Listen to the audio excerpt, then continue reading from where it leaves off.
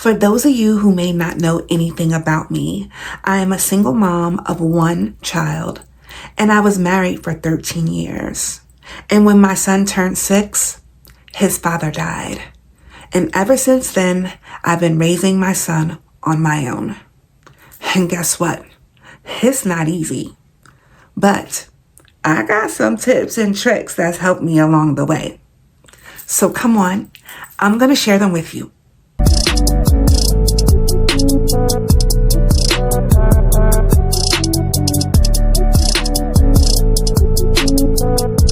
What's up, Glitter Jewels? Welcome to my channel where we find a way to sparkle and shine. Are you a good or an excellent parent, but find yourself passing out at the end of the night?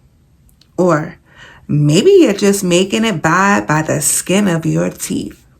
Either way, if you are a parent who could use some extra tips and tricks in their parent survival guide, then this is the video for you. Topics that I'm going to cover are extracurricular activities, play dates, carpools, homework.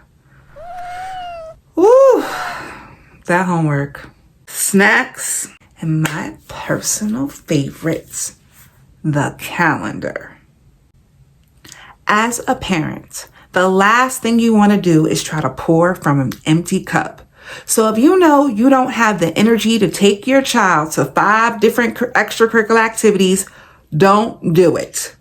I would say limit yourself to 1 or 2 extracurricular activities per season, especially if you have a child like mine that also needs tutoring where you already have to pick up and leave and drive them somewhere to get that service too. Limit the extracurricular activities or find a way to conserve your energy by waiting in the car instead of driving back and forth from home to whatever the extracurricular activity is, because that will just make you super tired and burnt out. Play dates. Now, play dates are pretty awesome because what happens is a lot of times it ends up being a trade-off. A child might come over your home for 1 to 3 or maybe up to 4 or 5 hours. But what usually happens is in turn, your child will go over to their house for a few hours too. So if your child asks to have a child over, just know that your turn is probably coming up next. Another way to help you survive as a parent is by spending less time in your car. A lot of us become the parent chauffeur or valet. To avoid this, try to structure some carpools with other parents or adults so that way you don't have to drive all the time. Maybe if they always take your child to school, maybe you always pick them up for play dates. Or if your child always gets driven to school, then maybe you could be the parent to always pick them up. Either way, try to work it out to minimize your time behind the wheel. The older the child gets, the more homework they're likely to get. But the worst kind of homework is the kind of homework that you end up having to do yourself or sit there and man and watch over every single thing. I can't stress it enough how important it is to get your child to be as independent as possible, or their homework is going to begin to feel like your homework. Unless they're in a new school or a new environment, try not to hover. And don't be afraid to let them fail. They forgot an assignment. Now they learn that they know they can't get on their video game because now they have to make up that assignment. Or they forgot to study for a quiz or test. Now they don't get to stay up late on Friday night and hang out because they forgot to handle their responsibilities first. Let them fail. Do not hover. Failing will only lead to more growth and learning experiences. If you sit there and you coddle them, they'll expect you to do it all the time, and they'll be miserable, and 9 times out of 10, you'll be miserable too.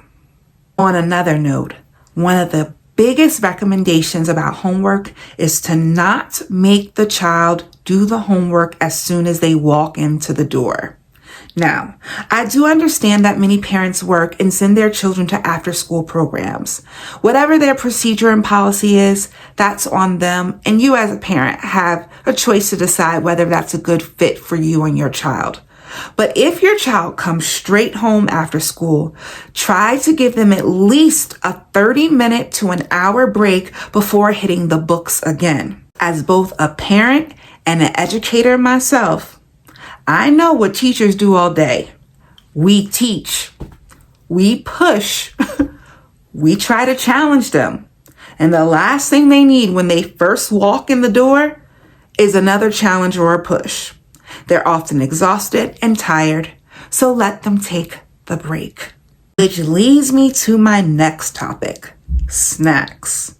Most children, when they get home, they'll want a snack first, and that is a-okay. We all need snacks to help keep us going. However, please know if you have a growing boy or girl, they will tend to want more and more snacks as they get older.